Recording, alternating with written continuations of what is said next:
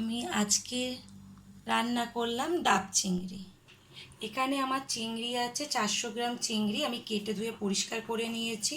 আর সর্ষে আছে এখানে এখানে কালো সর্ষে আছে আমার 2 চামচ, সাদা সর্ষে আছে 2 চামচ, পোস্ত আছে 3 চামচ, হলুদ আছে, নুন আছে, আদা আছে, কাঁচা লঙ্কা আছে 8 থেকে 7টা মতন। আর ডাব আমি যেটা নিয়েছি, এই শাঁসটা কিন্তু খুব মোটা নয় আবার খুব পাতলা নয়।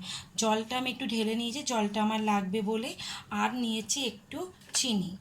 এবার আমি কি করব, এই চিংড়িটা আমি নুন মাখিয়ে নেব, নুন আর হলুদ মাখিয়ে নেব। নুনটা আমি পরিমাণ মতন দিলাম, আপনারাও পরিমাণ মতন দেবেন। আমি এখানে 1 চামচ নুন দিলাম আর হলুদ দিলাম 1 চামচ মতন, আমি হলুদ দিলাম। এবার আমি এটাকে ভালো করে মাখিয়ে নেব। মাখিয়ে আমি এটাকে রেখে দেব আধ ঘন্টা, মানে 30 থেকে 40 মিনিট আমি চিংড়িটা রেখে দেব। এবার আমি সর্ষে, 2 রকম সর্ষে, পোস্ত, আদা, কাঁচা লঙ্কা একসাথে আমি বেটে নেব।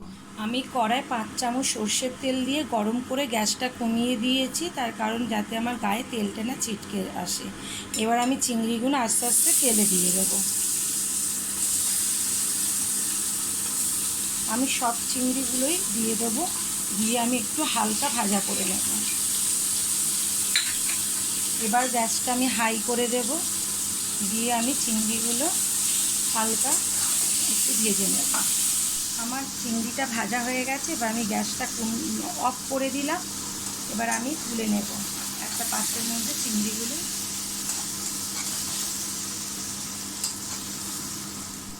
আমি এবার ফার্স্ট ডাবটা নেব। ডাবের যে শাঁসটা আছে আমি এটাকে বাইরে বার করব না, আমি চাকু দিয়ে একটু কেটে নেব ভিতরে, যেহেতু শাঁসটা বেশি মোটা নয়। আর আপনাদের যদি অসুবিধে হয় মনে ভাবেন, তাহলে আপনারা শাঁসটাকে বার করে নিতে পারেন। আমি ছুরি দিয়ে একটু এইভাবে কেটে নিলাম। এবার আমি কি করব, একটা চামচ দিয়ে আমি ভিতরটা একটু এরমভাবে করে নেব, এরমভাবে একটুখানি ভিতরটা আমি কুড়ে নেব।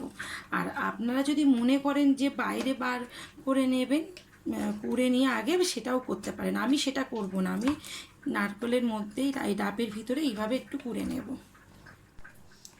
এবার আমি যে সব মশলাগুলো বেটেছিলাম সব আমি চিংড়ির মধ্যে দিয়ে দিলাম, এই ভাজা চিংড়ির মধ্যে।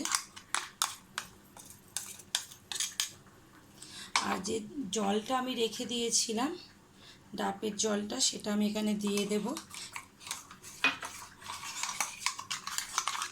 দিয়ে আমি এই মশলাটা পুরো এরমভাবে ঢালবো।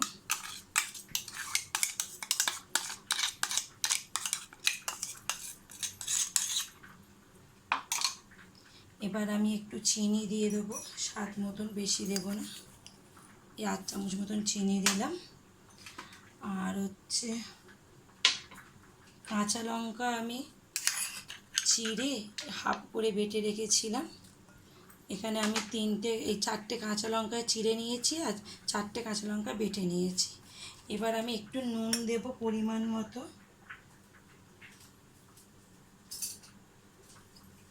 যেহেতু আমার চিংড়িটা নুনটা দেওয়া আছে, আমি বেশি নুন দেবো না, আপনাদের এটা বুঝে নুনটা দিতে হবে। আমি কিন্তু এখানে 8 চামচ নুন দিলাম, তার বেশি কিন্তু দিলাম না, আপনারা ওটা বুঝেই দেবেন। এটা আমি একটু ভালো করে এটাকে মিক্সড করব। এটা আমার আরও একটু জল দিতে হবে, তার জন্য আমি যে ডাবের জলটা আমার রয়েছে, এই জলটা আমি বাকিটা দিয়ে দিলাম। খুব না, বাকিটা আমি পরিমাণ বুঝেই দিলাম, দরকার পড়লে আমি আবার দেব। জলটা যতবারই দেবো ততবারই আমি মশলার জায়গাটা দিয়ে জলটা দেবো, কারণ এতে অনেকটাই মশলা রয়েছে।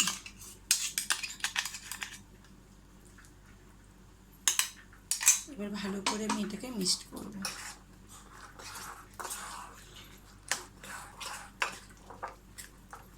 এবার আমি সর্ষের তেল দিয়ে দেবো, 2 চামচ মতন একটু সর্ষের তেল দেবো, একটু ঝাঁঝ ঝাঁঝ হবে বলে। দিয়ে ভালো করে আমি এটাকে মাখিয়ে নিলাম।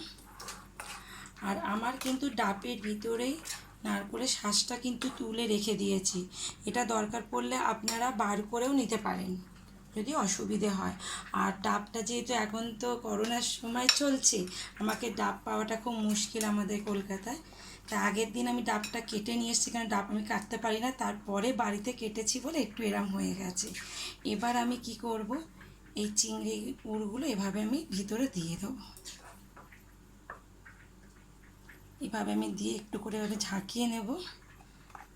একটু ভিতরটা আমি এরকম করে দিলাম, যেহেতু আমার ভিতরে শাঁসটা আছে, তাই জন্য বলছি যদি আপনাদের অসুবিধা হয় আপনারা শাঁসটা আগেই বার করে নিতে পারেন।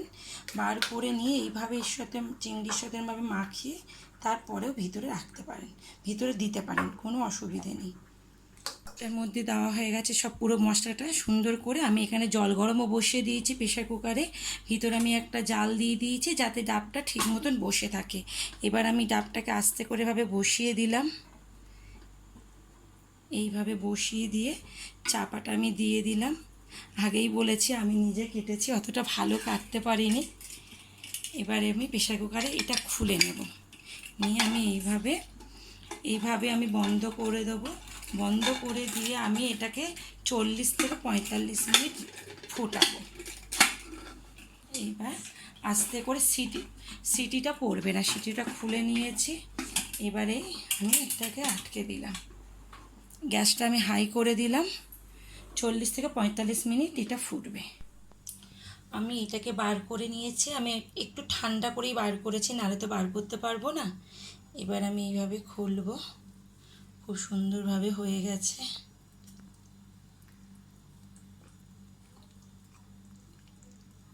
খুব সুন্দর একটা গন্ধ বেরোচ্ছে।